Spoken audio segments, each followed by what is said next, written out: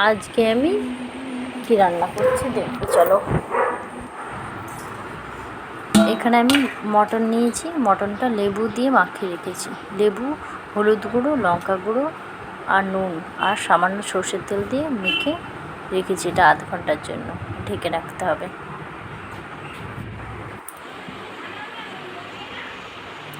আর এদিকে আমি আলু কেটে নিয়েছি বড় বড় করে, আর টমেটো অল্প দিয়েছি যেহেতু লেবু দিয়ে মাখিয়েছি মাংসটা।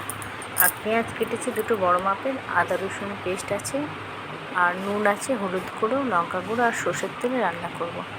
এদিকে আমার কড়াটা গরম হয়ে গেছে, কড়ার মধ্যে আমি সর্ষের তেল দিয়ে দেব। দিয়ে তেলটা গরম হয়ে গেলে আমি আলুটা ভালো করে ভাজবো, কেটে রাখা আলুটা।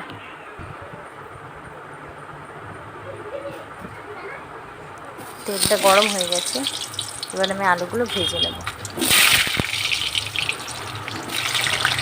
আর একদিকে আমি ম্যারিনেট করা মটনটা কুকারে দিয়ে দুটো সিটি দিয়ে দেবো, হাফ সেদ্ধ করে নেব।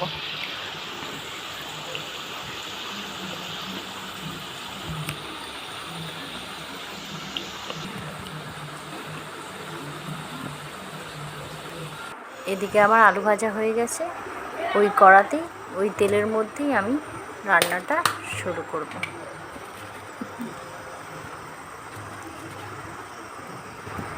এর মধ্যে আমি তেলটা গরম হয়ে গেছে, এবার আমি এর মধ্যে অল্প চিনি দিয়ে দিলাম। তারপরে আমি চিনিটা একটু গলে গেলে তারপরে আমি এর মধ্যে তেজপাতাটা দিয়ে দেবো।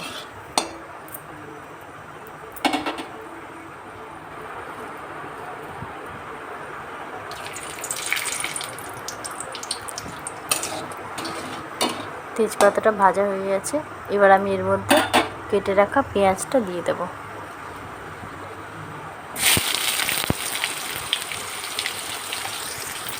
পেঁয়াজটা নেড়ে চেড়ে ভালো করে লাল করে ভেজে নিতে হবে।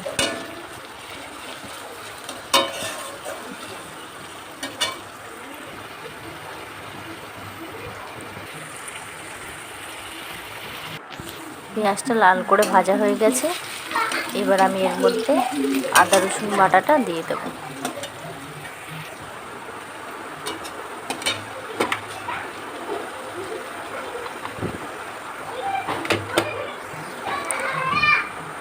খুব বেশি আদা রসুনের পেস্ট দেব না, 2 থেকে 3 চামচ দেব।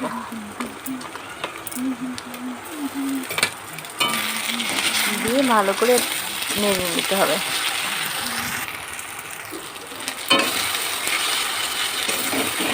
আদা রসুনটা একটু নাড়া হয়ে গেছে, এবার আমি এর মধ্যে কেটে রাখা টমেটোটা দিয়ে দেব।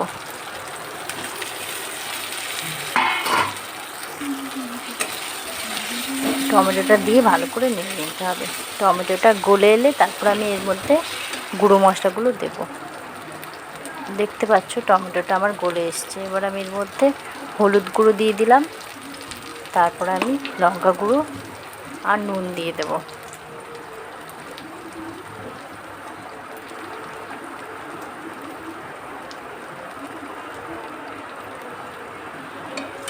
দিয়ে মশলাটা ভালো করে নেড়ে নিতে হবে। নেড়ে এবার একটু কষিয়ে নিতে হবে মশলাটা, দেখতে পাচ্ছ।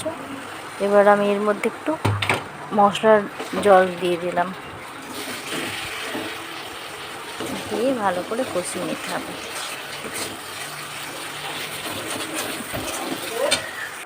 এদিকে আমার মটনটা সেদ্ধ হয়ে গেছে, মাংস থেকে অনেকটা জল বেরিয়েছে। আমি কিন্তু সেদ্ধ করার সময় জল দিইনি।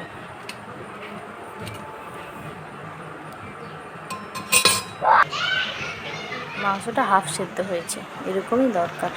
এবার আমি এটা মাংসটা এর মধ্যে দিয়ে দেব, মশলার মধ্যে দিয়ে ভালো করে কষে নিতে হবে।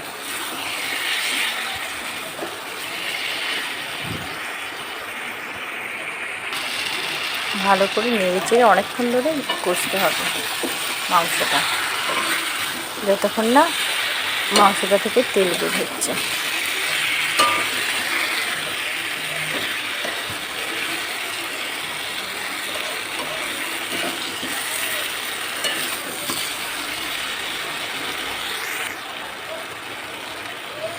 সামান্য জল দিয়ে দিয়ে কষে নিতে হবে মাংসটা ভালো করে।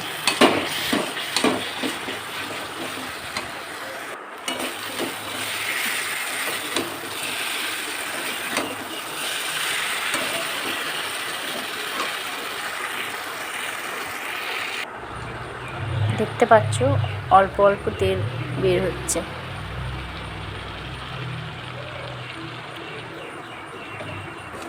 এটা আমি আরও কিছুক্ষণ কষে নেব মাংসটা।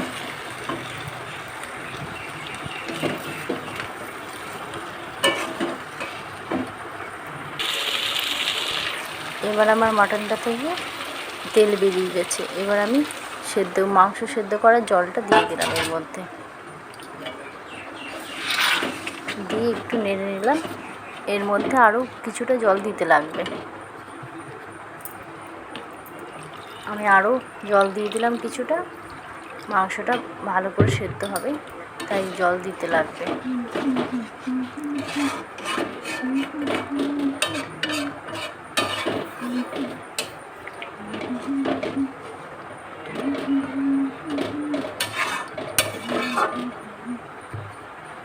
আমি আরও কিছুটা জল দিয়ে দিলাম, দিয়ে এটা আমি ভালো করে ঢাকা দিয়ে দেবো। দিয়ে একটু গ্যাসটা বাড়িয়ে একবার ফুটিয়ে নেব।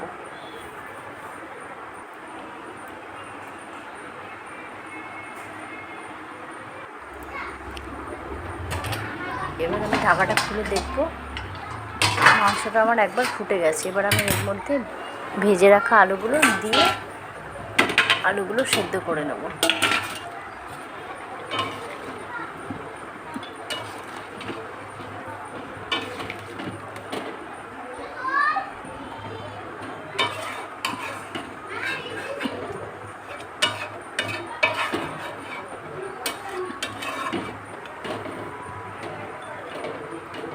এবার আমি গ্যাসের ফ্লেমটা কমিয়ে দিয়েছি। আলুটা আর মাংসটা ভালো করে এবার সেদ্ধ হতে হবে। এবার আমি এটা ঢাকা দিয়ে দেবো। ঢাকা দিয়ে ভালো করে আলুটা আর মাংসটা সেদ্ধ করে নিতে হবে। গ্যাসের তেজটা আমি মিডিয়াম রেখেছি। মিডিয়াম রেখে এটা ভালো করে সেদ্ধ করে নেবো মাংসটা আর আলুটা। মাঝে মাঝে ঢাকাটা খুলে দেখছি কেমন হচ্ছে রান্নাটা।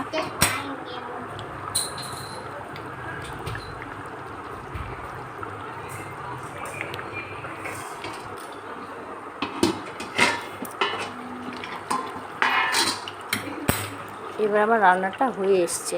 দেখি আলুটা সেদ্ধ হয়েছে নাকি। আলুটা সেদ্ধ হয়ে গেছে, মাংসটাও সেদ্ধ হয়ে গেছে ভালোভাবে। এবার আমি এর মধ্যে গরম মশলা দিয়ে দেবো, গরম মশলার গুঁড়ো।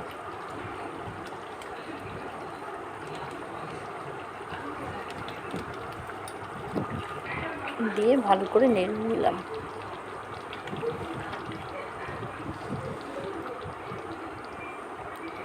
দিয়ে আমি গ্যাসটা বন্ধ করে দেবো। আমার রান্না হয়ে গেছে।